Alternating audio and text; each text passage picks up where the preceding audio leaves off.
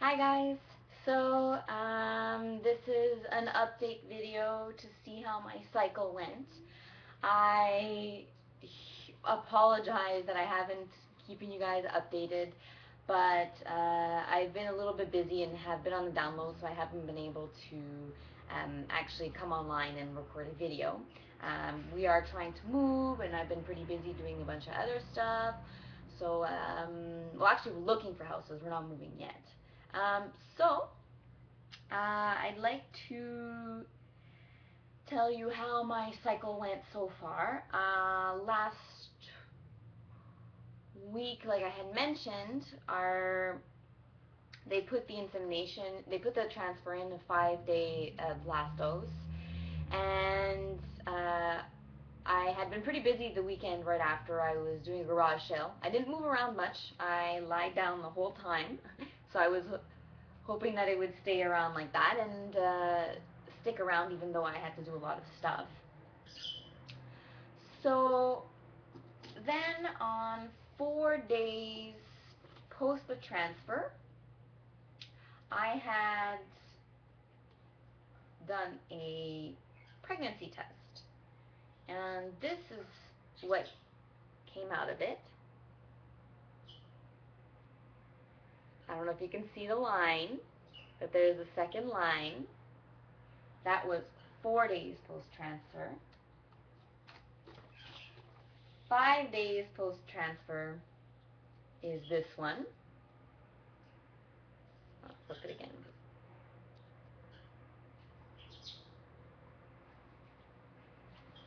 Then 6 days post-transfer. And then 7 days post-transfer. So I was honestly freaking out. The last time I was pregnant was 2 years ago, and I had a miscarriage. I'm sorry I'm playing with my hair. It's just that it's kind of like all over the place today. So I was freaking out. I can't believe I got a positive test. I didn't believe it. I'm like, no, there must be something wrong. It can't be right. It can't be right. It's not happening. And finally, I went for a blood test on, was it last Wednesday? And my tests were getting darker. I'm going to actually show you the progression after of my dollar store tests so you can see how sensitive they are and how they work. But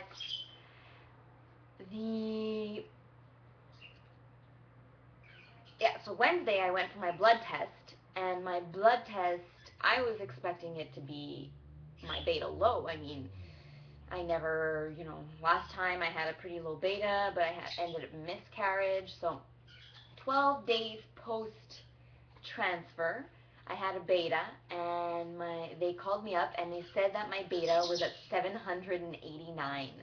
I am so excited. That's really, really, really good numbers. You have no idea. That's awesome numbers. Some people even have twins, but I really doubt it's twins since they only put one blastocyst inside me. It would be literally some sort of natural miracle if I actually had twins. But I think it's just one strong, strong, strong little baby, and I'm still pregnant, so this is so wonderful. So I'd like to show you guys, just so that you guys know what it's like. I did some tests with the dollar store tests, and I'd like to show you, it was starting 7 days post-transfer. Now remember the first response I showed you? This was the darkness of the 7 days post-transfer. Now, my 7 days post-transfer test on the dollar store is really light. I don't know if you can see it. There's a line there, but like right there, but it's very, very, very light on the dollar store. And then, so I'll go to 8 days post-transfer. It started to get darker on the dollar store test. So obviously we can see that the dollar store tests here, are a lot less sensitive than the first response. So this was the 8th day. It's a lot more evident. Then we have day 9.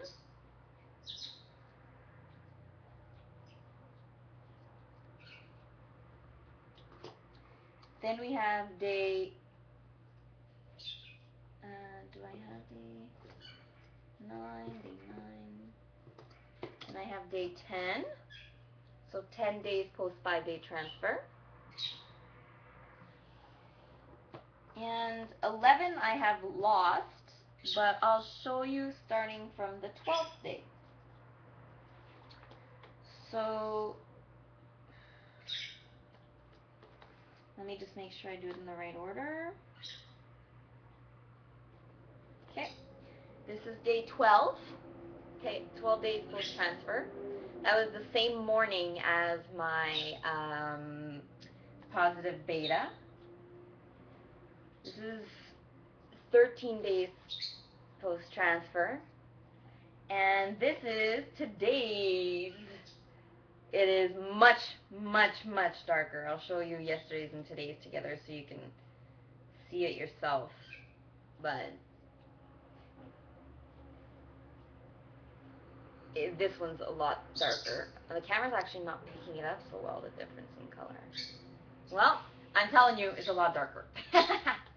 So, my baby's sticking, and I am so excited about that. I am freaking out. I don't know how I'm supposed to feel. Really, I am nervous. I have been calling hospitals. I've been really worried about the hospitals I want to go to. My original OB-GYN is a wonderful doctor, but I don't like the hospital that she works at. So I decided recently, I'm going to call her. I'm going to go to my first appointment, see how it goes.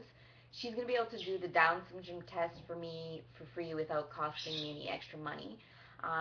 So I might do that with her, but after that, I'm going to be going to the another hospital where the room you give birth in is the same room that you stay in after. So I'm pretty excited for that.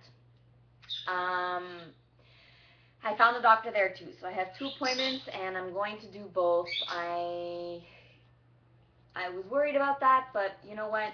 I love my doctor, but I cannot give birth at that hospital. So I'd like to show you some books I recently got for pregnancy. It's actually pretty interesting, so give me a second. I'm going to go get them.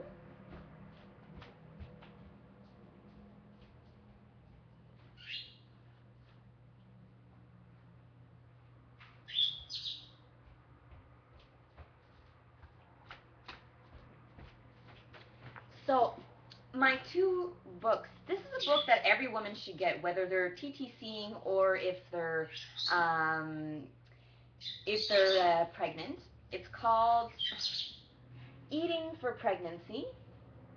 I'm not doing any advertising for these books. These are just something that I personally liked and bought myself. Eating for Pregnancy is really a cookbook that talks about all the nutritional needs that our body needs through fertility and through while we're pregnant. But it also has a bunch of different recipes for breakfast, lunch, supper, snacks, everything. So it's a lot easier for you to keep your meals balanced while pregnant without actually having to think of it, counting calories, going nuts on it. Obviously, if you have any special needs, like you're diabetic or anything like that, you're going to have to alter the recipes. But otherwise, great, great book. And the other thing is called The Natural Pregnancy Book. It's not necessarily about giving birth naturally. It just talks about health and herbs and a lot of what midwives know and that doctors don't actually give you in information enough. So I thought it was interesting. It was an interesting book to have so that you can have a midwife's perspective on things throughout pregnancy and your doctor's perspective. So I thought it was a good thing to help me learn about pregnancy in both visions, through hospitals and through midwifery. I also wanted to ask you guys a question.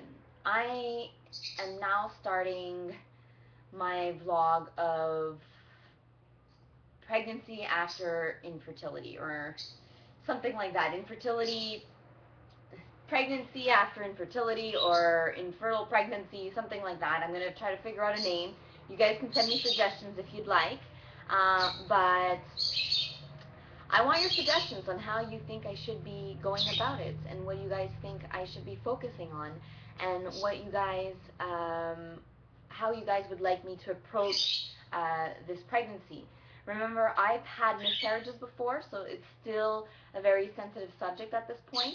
So I was wondering how you guys would like me to continue talking about this. Please send me your suggestions. It's greatly appreciated. I'm so happy that this is happening now and that you guys were here to support me, and I'm still here to support you. Once a woman's infertile, she's always infertile. So, even if next time I have to fall pregnant, I will be having to go through IVF. I will not be able to fall pregnant by myself. So, anyways, send me your questions, send me your comments. I will be more than willing to answer anything you guys have. But at the same time, I'd like some suggestions on how you guys like me to approach my pregnancy videos. Thank you very much, and have a wonderful weekend. Bye.